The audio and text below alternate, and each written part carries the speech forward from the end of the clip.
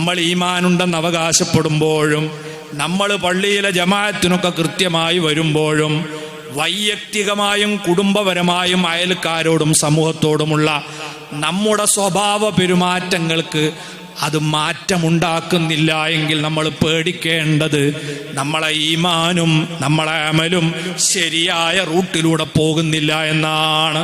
അള്ളാഹു നമ്മളെ നന്നാക്കി തരട്ടെ. നല്ല സ്വഭാവമില്ലാത്തവന്റെ അമല് അള്ളാഹു സ്വീകരിച്ചിട്ടില്ലെന്ന് വിലയിരുത്തേണ്ടി വരും. അതുകൊണ്ട് നല്ല സ്വഭാവക്കാരനാവണം. നാളെ ആഖിറത്തിൽ ചെല്ലുമ്പോ നമ്മളെ രക്ഷക്കെത്തുന്ന ഏറ്റവും ഭാരമുള്ള അമല് സൽസ്വഭാവമാണ്. മുത്തുനബി പറഞ്ഞത് കാണാം, അസ്കലു മാ യൂളഉ ഫിൽ മീസാനി ഖുലുഖുൻ ഹസനുൻ.